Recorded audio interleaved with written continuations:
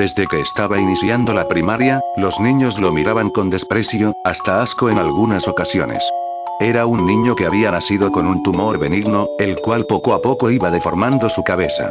Toda su vida en la primaria estuvo llena de insultos y apelativos para nada agradables. Lo curioso fue que desde pequeño sentía placer, gozo, una sensación sublime al practicar la coprofagia. A mediados de la secundaria tuvo un accidente al trepar un árbol, se golpeó la testa y la protuberancia en el lado derecho de su cabeza se acentuó mucho más y como consecuencia, en los días posteriores, los apodos en el colegio se multiplicaron. A partir del incidente, ni sus padres ya le prestaban atención, olvidándolo casi por completo. Cuando estaba en el último año de la secundaria, viajaba con sus padres a visitar a su abuela, la cual estaba agonizando. Al regresar a su ciudad, tuvieron un accidente en el que sus padres fallecieron, quedando entonces Ramsey huérfano. Los niños en el orfanato eran excesivamente despiadados con él y sí, como ya has pensado, lo violaron en múltiples ocasiones. Todos los niños menores eran los únicos que le tenían compasión y pena. Hubo ocasiones en que tuvieron que llevarlo al hospital más cercano como producto de las seguidas violaciones que sufría y que como consecuencia le desgarraban el ano. Poco a poco Ramsey se daba cuenta de que hubiera sido mejor jamás haber nacido y cuando estaba a punto de ahorcarse con una toalla, realizó que él no podía suicidarse, que haber nacido con esa deformidad no era por puro gusto de la naturaleza y exactamente en el mismo instante en el que llegó a la conclusión de que él era valioso, también se percató de que odiaba a la humanidad. Al llegar el amanecer con los primeros rayos del sol, Ramsey y los demás huérfanos se vistieron e iniciaron con la rutina diaria, se prepararon para desayunar y fueron al colegio.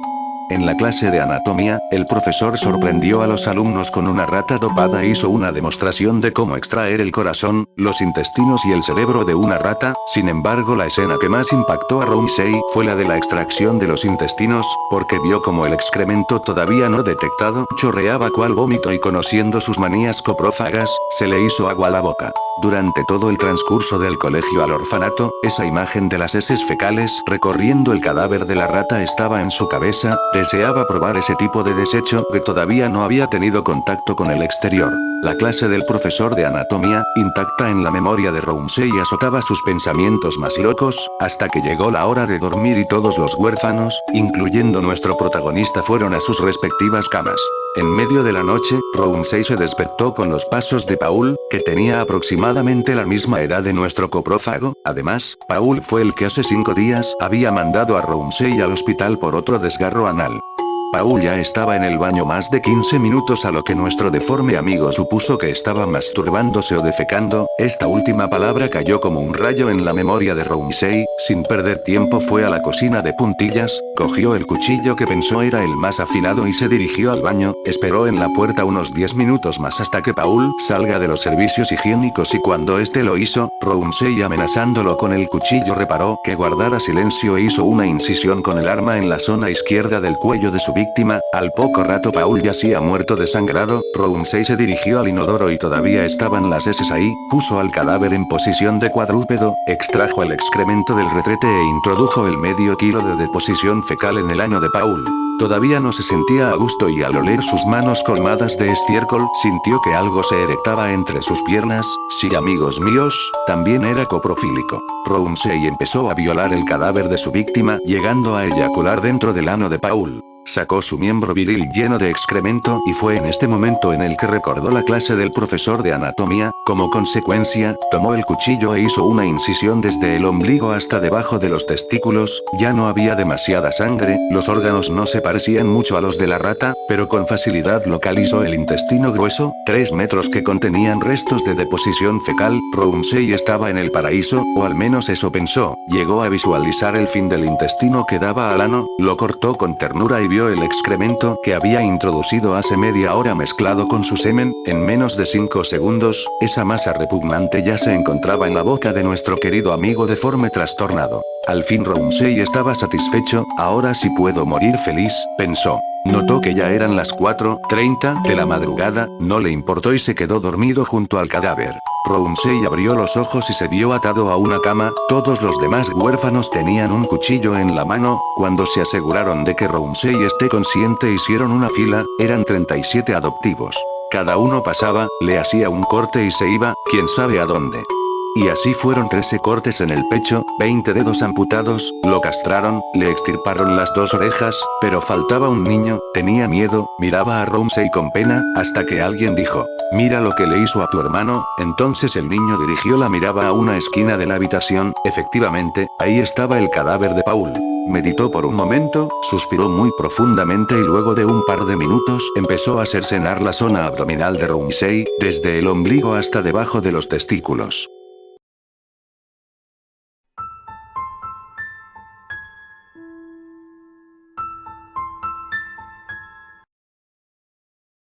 Para Pablo, llevar a su familia de vacaciones al mar fue más un reto personal que un propósito. Requirió de un gran sacrificio para poder juntar el dinero necesario para arreglar los papeles, su vehículo, víveres y para cualquier contingencia que se pudiera presentar durante el recorrido. Fue difícil, pero eso hacía más exquisito el estar ahí, al fin, sentado frente al mar con su esposa, Mercedes, y sus 3 hijos. Habían elegido una zona cerca de unos riscos para pasar el primer día. Sus hijos de 5 y 4 años estaban en el agua con su madre, lejos de las zonas rocosas para evitar cualquier accidente. Pablo se había quedado con su bebé de 7 meses, al que no quería llevar al mar porque había olvidado los lentes protectores y no quería que le entrara agua salada en los ojos.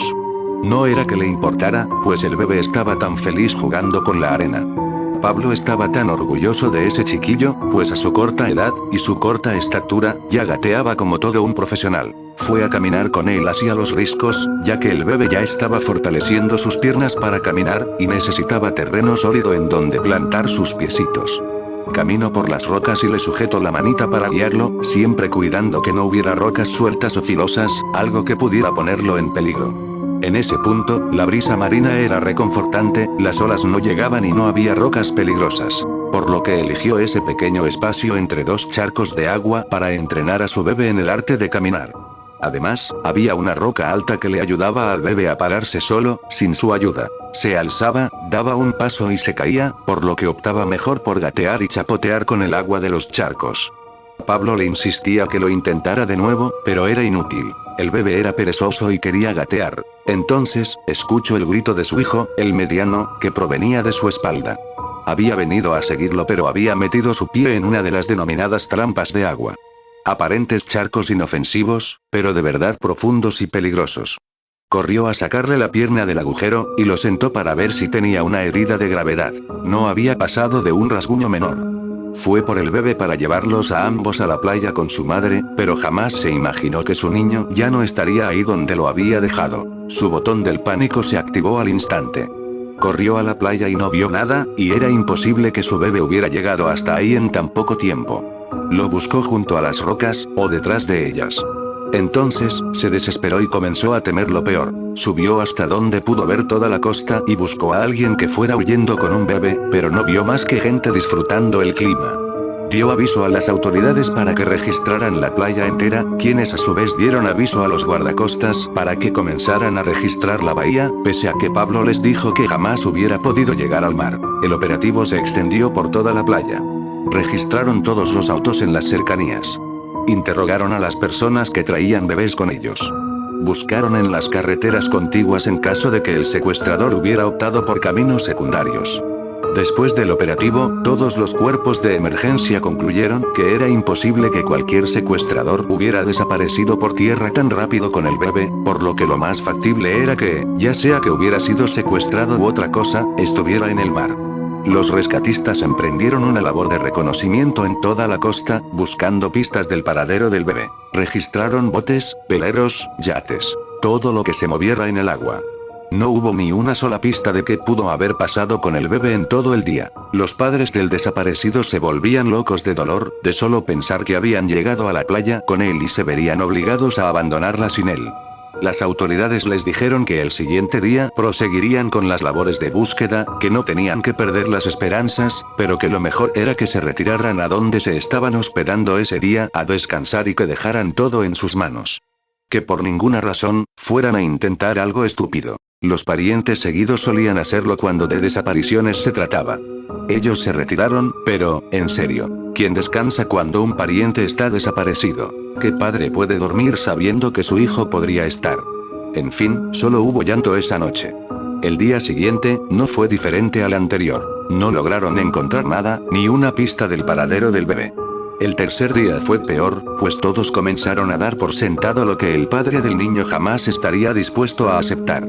Pasó el tiempo y a la familia se le acabó el dinero para seguir hospedados, y las autoridades les recomendaron volver a su residencia y abrir una línea de comunicación con ellos, para mantenerlos informados desde allí de las investigaciones. Pablo no aceptó esto. Mandó a su esposa e hijos de regreso, en contra de sus deseos, y se quedó a seguir buscándolo. Las autoridades le dieron un seguimiento digno al caso las primeras 2 semanas, pero luego de no encontrar nada, optaron por proponerle a Pablo que asistiera a un grupo de apoyo para padres de desaparecidos gratuito. Esto detonó el coraje del padre desesperado, quien no volvió a acudir a ellos para darle seguimiento al caso. Pasó los peores días de su vida rondando por la ciudad, buscando al azar, pasando hambre, sed y sueño en busca de su hijo. Sobrevivió gracias a la caridad y simpatía de los ciudadanos, que se compadecían de su pérdida y le daban dinero o comida. Unas semanas después, las autoridades lo encontraron en un muy mal estado y enfermo como un vagabundo. No había hallado nada.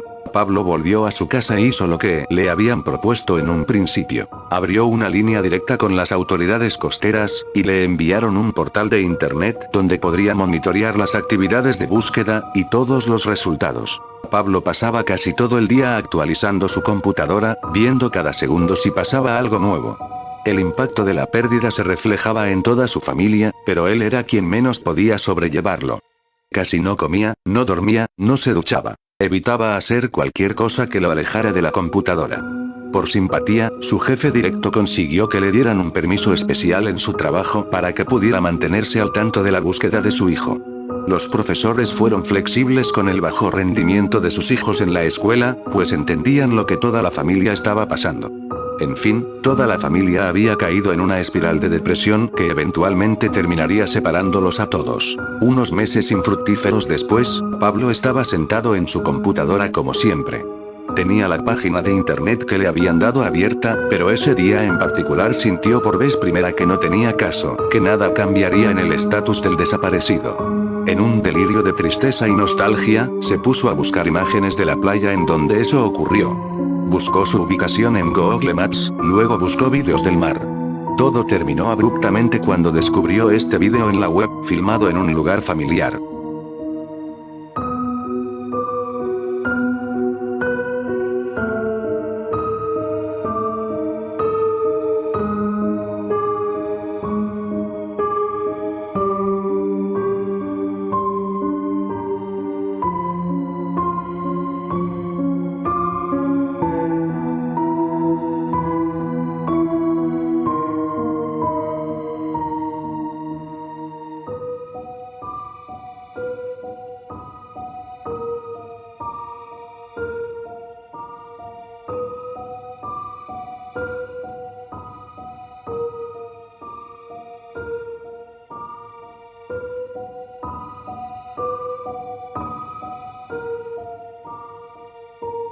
Se puso a llorar amargamente diciéndose a sí mismo lo imposiblemente estúpido que resultaba, pero sabiendo que era cierto.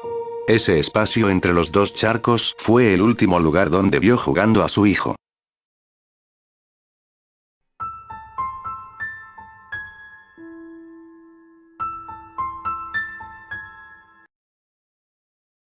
Doña Marta tenía una pensión donde atendía a estudiantes. Solo mujeres, estando a 2 calles de la universidad, la fama de un muy buen trato por parte de la anfitriona y por supuesto los precios muy accesibles, lo hacían un lugar muy codiciado para el cual existía una lista de espera informal. Las chicas entraban y salían en todas épocas del año, pues se podían hospedar a la misma vez 28 de ellas, entre las que se graduaban y las que no lo lograban. Era común que alguna nueva inquilina se presentara de un día para otro. En esta ocasión fueron Sandra y Marcela, un par de hermanas del sur del país. Transcurridos algunos días, Marcela vagaba por la casa en sus noches de insomnio. Hubo una en especial en la que escuchó a doña Marta discutir con un hombre, lo cual le pareció extraño pues ella era viuda y se prohibían las visitas masculinas ya fuese de día o de noche. Durante 3 noches la historia fue la misma, para la cuarta no pudo con su curiosidad y se acercó a la habitación, miró a través de la cerradura, pero no pudo ver a los causantes del ruido. Estaban tal vez en una parte de la habitación que no se apreciaba desde ese ángulo. Pero se quedó entonces para aclarar el motivo de la discusión.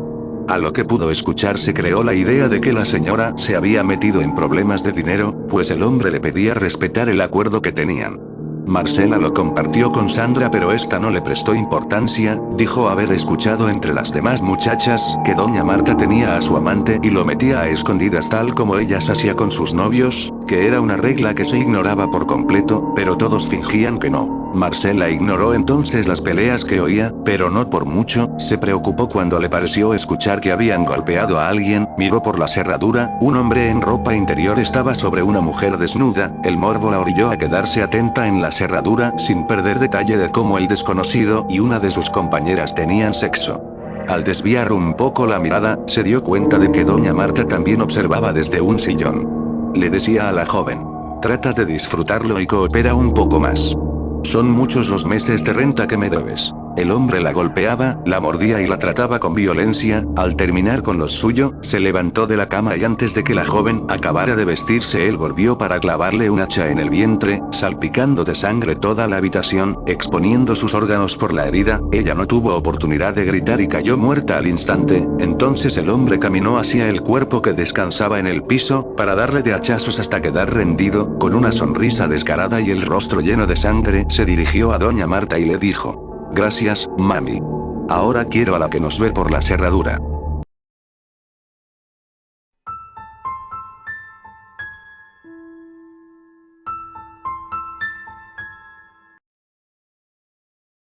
Hace mucho que tengo fobia a los payasos. Ver uno simplemente hace que me lleguen escalofríos y querer alejarme de él lo más pronto posible. Y es que, hace ya unos 24 años, cuando tenía tan solo 6 años de edad, estaba viviendo en casa de mi abuela, ya que mis padres estaban siempre teniendo discusiones y la abuela decidió que era mejor que me quedara con ella unos días mientras se tranquilizaban, pero esos 3 días serían todo lo contrario a tranquilidad. Se convertirían en la memoria más horrible de mi vida. El primer día que llegué a casa de la abuela me sentía de lo más triste por mis padres, todavía podía escuchar cómo se gritaban uno al otro. Mi abuela, quien siempre me ha querido mucho, me llevó a su cuarto, donde había un cofre con algo de polvo encima, como si no lo hubieran tocado en muchos años.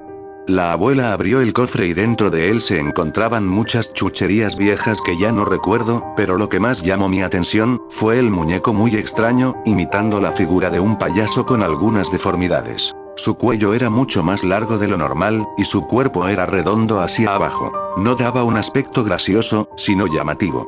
Lo que más me llamó la atención fue esa sonrisa que tenía en su cara. Una cara completamente pálida, con ojos pequeños y negros. Hasta podías observar tu propio reflejo en ellos, labios remarcados con pintura roja muy finamente alrededor de ellos. La abuela me lo quiso obsequiar como un compañero para no sentirme solo. Lo acepté con gusto, ya que me parecía un juguete bastante divertido con esa forma de pino que tenía. Sin embargo, las cosas se vieron bastante feas esa noche. Antes de irme a dormir con Flappy, que era el nombre que le había puesto al muñeco, jugué un rato con él en mi cuarto.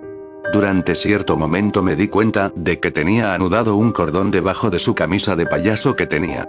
Cuando desanudé ese cordón, me di cuenta de que era una cuerda para que el payaso hablara. Obviamente, no dudé en jalar esa cuerda. Al principio no hacía nada. La jalé un par de veces más, y entonces el payaso abrió su boca. Hizo sonidos como si se rasgase una pizarra, moviendo la mandíbula de una manera un tanto violenta. Era el ruido más espantoso que jamás había escuchado.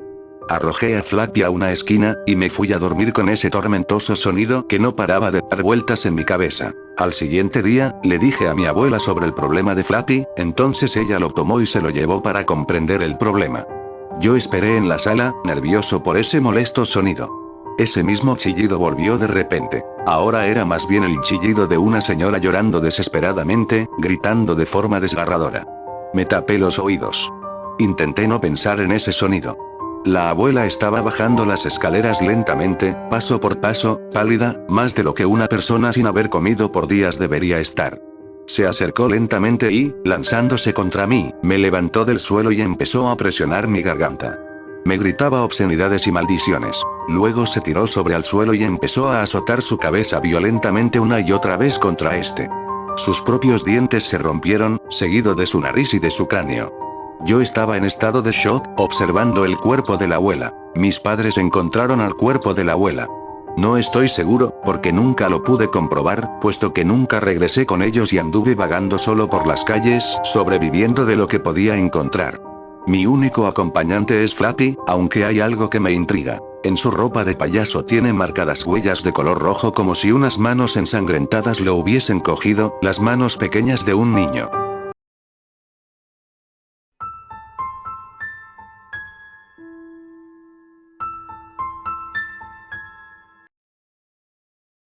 ¿Crees en las coincidencias? Parece una pregunta extraña, ¿no? Yo tampoco lo he considerado mucho hasta ahora. Hay varias cosas que debo explicar. Ayer se cumplió un año desde que mi hija desapareció. Nunca hubo ninguna nota para el rescate, no se descubrieron los restos y ni siquiera hubo una pizca de evidencia para respaldar las teorías estándares de secuestro u otro acto criminal.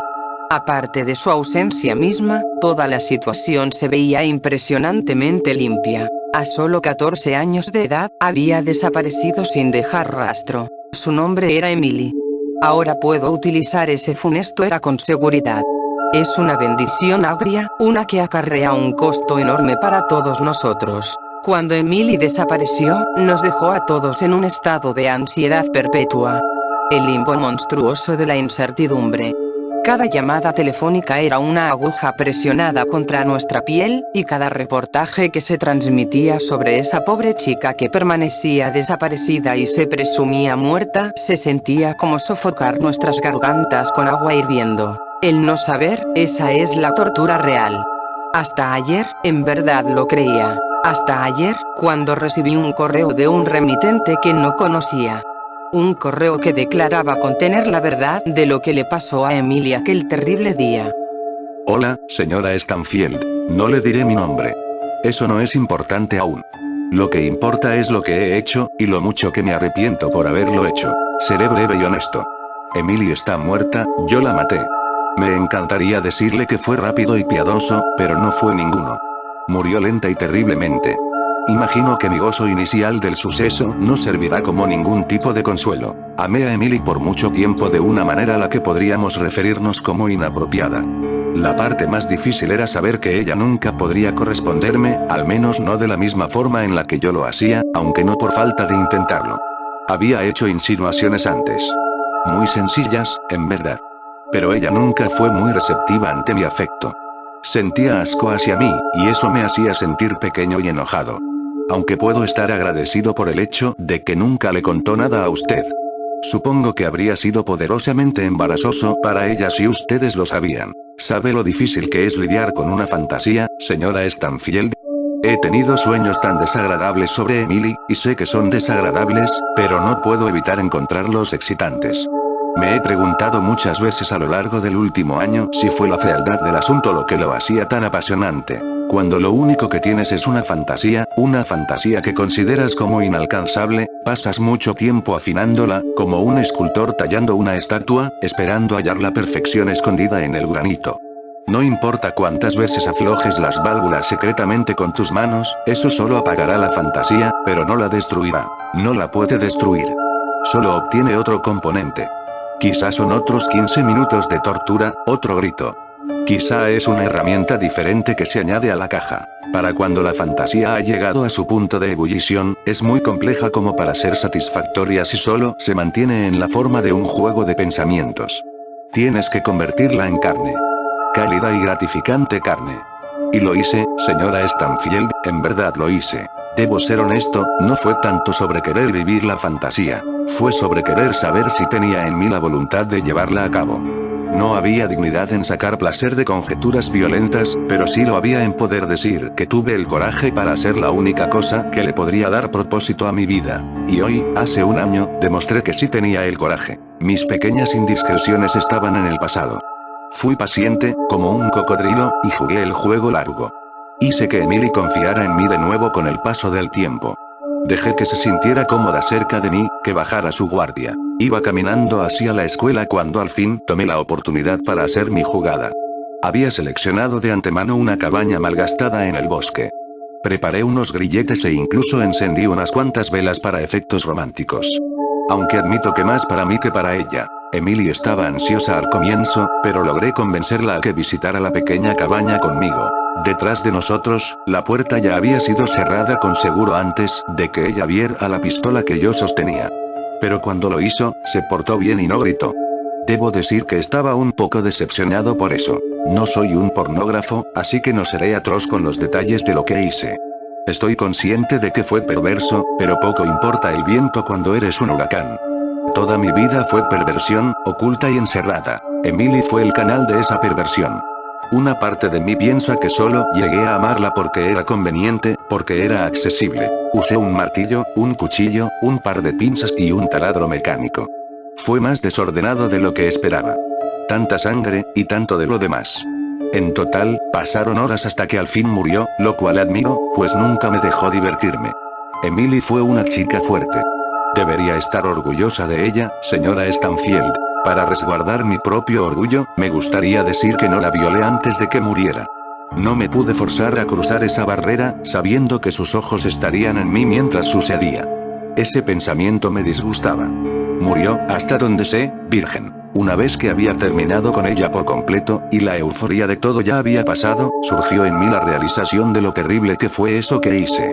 Mi placer se tornó en repugnancia, y toda la dulzura que estaba dentro de mí mientras la mataba se sintió amarga. Me di cuenta de que no estaba destinado a ser un asesino, que eso no encajaba conmigo. Y que, más allá del placer temporal del acto, el pensamiento de tomar la vida de alguien me indignaba. Fui un soñador que cometió un terrible pero terrible error, uno que le costó la vida a una joven prometedora. Si había un plan mayor del que todos somos parte, podía sentir que lo que yo había hecho fue un desvío de la ley natural. Estaba decepcionado por mis acciones, y de mí mismo. Ese pequeño experimento me había reventado en la cara por completo. No tenía la habilidad para sobrellevarlo. Una vez que había superado la ola inicial de miedo y pánico, corté el cuerpo de Emily en pedazos pequeños que eran fáciles de cargar. Tomé todos los pedazos, envueltos en tela, y los quemé en el bosque utilizando combustible. Luego de eso, enterré el lote de huesos achicharrados y cenizas, deseando que pudiese simplemente olvidarme de todo. Matar a Emily y hacer las cosas que le hice a su cuerpo no fueron actos de coraje. He comprendido esto a lo largo del último año. Fueron actos de obsesión y cobardía, de una persona que no es lo suficientemente fuerte como para superar sus impulsos más oscuros. He estado invadido por la culpa, envuelto en recordatorios de la vida que he tomado y que nunca podré devolver. Es por eso que he decidido hacerlo más cortés e informarle que tomaré otra vida, la mía. Lo único que podré llegar a ser es un peligro para las personas que me rodean, una bomba de tiempo destinada a estallar y herir a otro inocente. Lo único altruista para una persona en mi posición es removerse a sí misma del problema. Lo siento por lo que le hice a Emily. No espero que me perdone, ni tampoco creo que lo merecería. Solo espero que esto le dé algún tipo de cierre y que le permita seguir adelante. Mis más sinceras disculpas. Tras leer el correo, lloré por horas. Esta reacción violenta no fue porque hubiese sido contactada por el asesino de mi hija, sino porque sentía que alguien le estaba jugando a mi familia una broma horrorosa luego de todo por lo que habíamos pasado. Y en el aniversario de la desaparición de Emily, para colmo, no se lo mostré a mi esposo o a mi hijo. Cargué con la cruz por mi propia cuenta y vestí un rostro valiente para ellos, sabiendo que el aniversario era duro para todos. No dejaría que el monstruo al otro lado de ese correo destruyera a mi familia. Pero esta mañana escuché un disparo sonoro desde la habitación de Joseph, mi hijo. Para cuando mi esposo y yo forzamos la puerta, era muy tarde. De alguna forma, había conseguido un arma y se disparó en la frente. Así que, con esto en mente, te lo preguntaré de nuevo. ¿Crees en las coincidencias?